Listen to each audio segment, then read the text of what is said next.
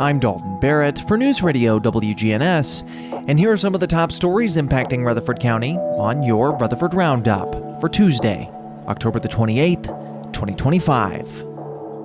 Murfreesboro officials have issued another wave of formal complaints against the Middle Point Landfill, citing its seventh environmental violation in the past year. The Tennessee Department of Environment and Conservation identified the latest infraction involving leachate runoff entering dry ditches on both the east and west sides of the property.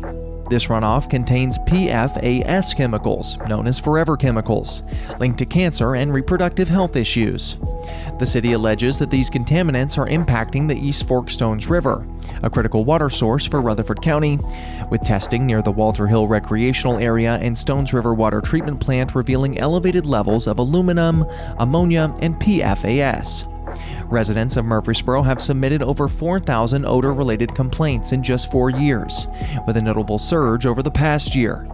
Additional violations under the Clean Air Act include faulty gas collection systems and excessive emissions. City officials are preparing to integrate these latest notices into their existing lawsuit against Republic Services and BFI Waste Systems of Tennessee. However, landfill operators argue that violations were minor and swiftly resolved, while also accusing Murfreesboro for contributing to PFAS contamination through its wastewater sludge. Meanwhile, Rutherford County drivers are seeing relief at the pump, with local gas prices averaging $2.53 per gallon, notably lower than Tennessee's statewide average of $2.61 per gallon. Bedford County edges out with an even cheaper $2.43 per gallon, while Wilson and Canning counties show slight increases. Tennessee families depending on the Supplemental Nutrition Assistance Program, or SNAP, are bracing for a disruption in benefits starting on November the 1st, following a delay in reopening the federal government. Governor Bill Lee warned that the state has no authority to load or distribute SNAP funds while federal agencies remain inactive. Over 690,000 Tennesseans rely on the program monthly, with approximately $146 million in funding typically flowing from Washington. Governor Lee criticized Democratic lawmakers for the impasse, stating Congress has a responsibility to fund the federal government, and pledged to work with nonprofit and faith-based groups to support families during the interruption. The Tennessee Department of Human Services emphasized that while remaining October benefits will still be available, no new distributions can occur unless the shutdown ends. As financial uncertainty looms for many in Rutherford County and across the state, relief is on the horizon for others. The Social Security Administration announced that a 2.8% increase in benefits will begin in January of 2026, aimed at offsetting the rising cost of living. Roughly 75 million Americans, including recipients of Social Security and Supplemental Security Income, or SSI, will see increases averaging $56 per month. Beneficiaries can view their updated payment details online in December or opt in for mailed notices.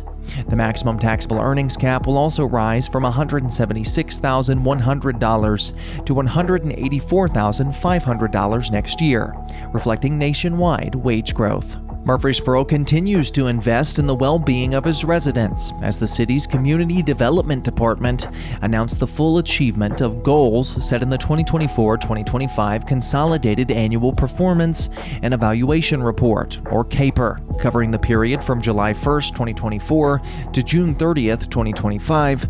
The report details the use of federal funding through the Community Development Block Grant and Home Investment Partnership programs to support housing, education, job training, and social services for low and moderate income residents. Community Development Director Robert Holtz credited local nonprofit and government agency partnerships for the success, while Assistant Director Jessica Klein noted that 658 individuals benefited from the city's efforts during the fiscal year 2025. Accomplishments include 20 home rehabilitations, homeownership support for 9 families, service grants reaching over 600 residents, and fair housing education for 21 individuals. In total, Murfreesboro received more than $1.39 million in combined CDBG and home funds for the program year, reinforcing its commitment to underserved populations across Rutherford County. Further advancing its community safety efforts, the Murfreesboro Fire and Rescue Department has launched Community Connect, a secure, voluntary program allowing residents and businesses to share critical life safety details with emergency responders.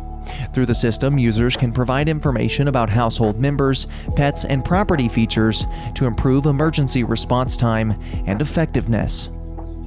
That's all for now. For updates on these and many more local news stories, be sure to check out our website, wgnsradio.com, or follow us on social media at NewsRadio WGNS on Facebook, as well as X. If you're enjoying the show, be sure to leave a rating or a review on Spotify and iTunes, a comment on YouTube, or share it with a friend.